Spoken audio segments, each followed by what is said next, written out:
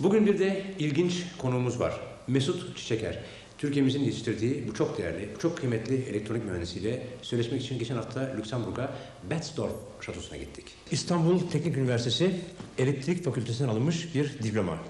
Diplomalar biliyorsunuz çok uzun çalışmalar, çabalar sonu, yıllar süren eğitim, öğrenim sonu elde ettiğimiz ve sonunda hak ettikleri yeri odamızın en güzel duvarını süsleyen belgeler. Bu duvar başka duvar.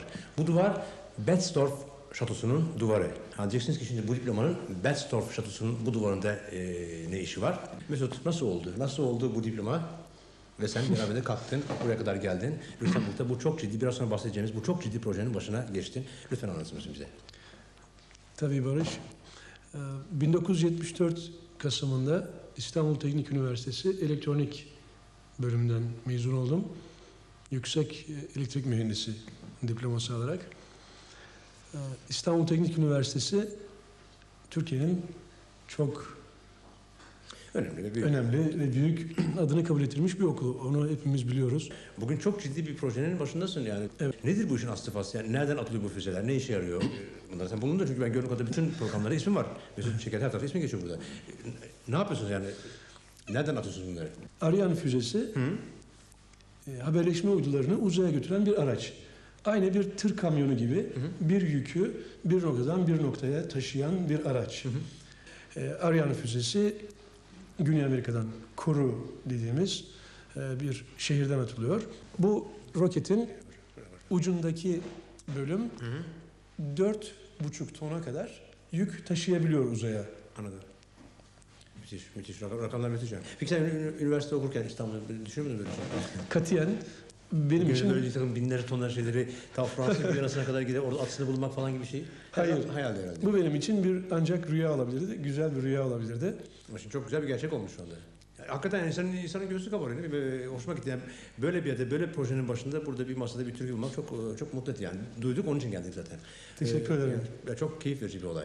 Hepimizin ufak çapta da olsa uzayla ilgili bir takım bilgilerimiz falan, uzay filmleri falan görüyoruz. Çünkü uydu nereden bakarsan bak böyle füzeler falan insanın aklına hemen o yıldız savaşları, uzaylar falan filan geliyor. Bir de işin o tarafı var. Sen bunlara bir fiil katılıyorsun, bizzat gidiyorsun. Evet düğmeye belki sen basmıyorsun atarken ama benim gördüğüm kadarıyla listede 3. geçiyor senin ismin.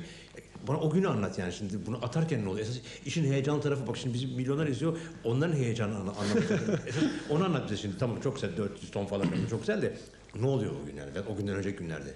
Özel elbise giyiyor musunuz falan? Biraz Baytekin falan gibi oluyor mu? Lütfen. Peki. Özel elbiseler geliyor. Hatta bir takım resimler gösterebiliriz. Tamam. Mesela evet. Özel kıyafetleri ancak bu uyduya çok yakın çalıştığımız zamanlarda ve uydunun mesela saç dökülmemesi, bir eldeki, ciltteki yağın herhangi bir aletin üstüne geçmemesi açısından. Yani insan vücuduna herhangi bir parçanın ona yaklaşmaması mı lazım? Evet, değmemesi lazım. Evet. O açıdan özel elbiseler giyiyoruz. Elektrostatik.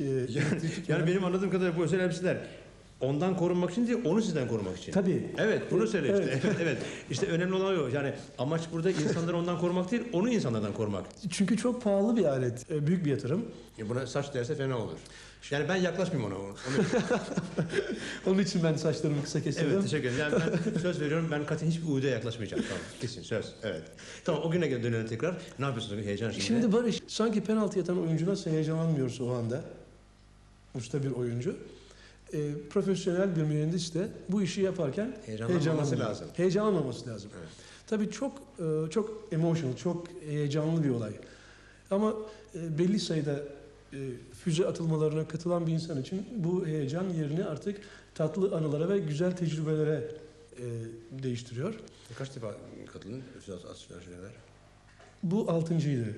6 tane attınız bundan yani. Evet. Bu ve bunun gibi yani. Bu ve bunun gibi 6 tane attık. Evet. Ama bu 6 tane penaltı atma benzemiyor. Ona ayrı şeyler. Lütfen tevazu bir tarafa bırak. Hakikaten bu çok yani gerçekten tevazu bir tarafa bırak. Bunun penaltı atışına falan ilgisi yok. Bu çok ciddi bir olay. Şöyle, onun heyecanı çok heyecanlı. Barış bence yapılacak en doğru hareket ve zaten bunu bütün profesyonel olarak yapmaya çalışıyoruz. En doğru olan hareketleri havaya atış anına kadar yapıp her türlü sistemi doğru yerleştirmek ve doğru kullanmak lazım. Ondan sonra zaten artık son yarım saat tamamen computer, elektronik Bilgisayar beyinlerle birisi kalkıp da bir yeşil bir düğmeye basıp veya kırmızı bir düğmeye basıp roketi havaya atmıyor. Bu tamamen O yok değil mi? O çünkü O halk yok. arasında öyle bir şey var. Düğmeye basmak gibi. Düğmeye falan basılmıyor. düğmeye basılmıyor tamamen. Bu tamamen otomasyon sonucu. Tam bilgisayarla atılıyor. kontrol Fakat ediyor. bilgisayar herhangi bir sonucu, herhangi bir datayı, bir bilgiyi beğenmez ise otomatik olarak Durduruyor. o sayımı durduruyor. Bu arada benim de selahiyetim, ben haberleşme uydusundan atılış anına kadar devamlı elektrik işareti alıyoruz. Bu işaretleri de herhangi bir sağlık problemi, uydu konusunda bir problem farkına varır isem bir düğmeye basarak füzenin havaya atılmasını durduruyorum. O selahiyetim var. Hangi parmakla? O işte onu göster bize. Hangi parmakla? hiç kullanmadım şimdiye kadar ama Evet. herhalde Kullanırsan bu parmağımı kullandım çünkü onu görmemiz lazım. Çok gerekirse bu parmağını kullanacak. Evet, o çok önemli. Şimdi İşte bunlar bizim çok önemli. düğme çok küçük, parmak çok büyük oluyor o anda. Anlıyorum. O zaman şunu kullan. Aslında düğme çok büyük bir düğme de yani hiç o anı yaşamadım. Tamam. Herhalde o anda düğme çok küçük olacak. Benim parmaklarım da böyle tanesi herhalde bu kadar falan olacak. Ama o anı yaşamak istemiyorsun. O anı hiç yaşamak istemiyorum. 7'den 77 için yepyeni heyecanlı bir sayfa. Birçok kapılar açtık. Birçok güvenlik kontrollerden geçtik. Yani emin olun uzun uğraşlardan sonra buraya geldik. Burası neresi? Burası Astra'nın kontrol odası. Şöyle anlatayım. Dünyanın çeşitli ülkelerinde, çeşitli verici istasyonlarından Astra'ya ulaşan sinyallerin orada çeşitli işlemlerden geçtikten sonra 16 kanal olarak tekrar dünyaya yansıdığını söylemiştim. İşte bu yansıyan sinyallerin, yani bu sefer Astra'dan bize gelen sinyallerin kalite kontrolünün yapıldığı oda burası. Burası gerçekten çok önemli bir yer.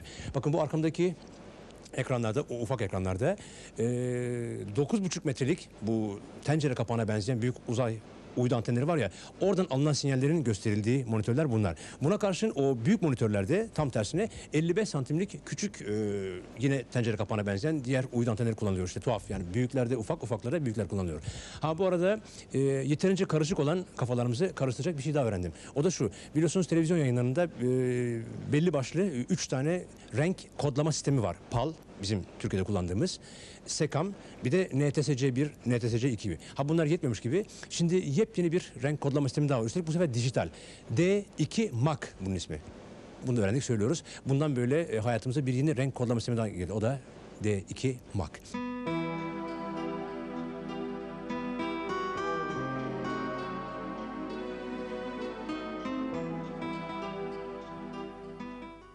Şu anda Avrupa'da yayın yapan ülkelerin televizyon kanallarını düşünün.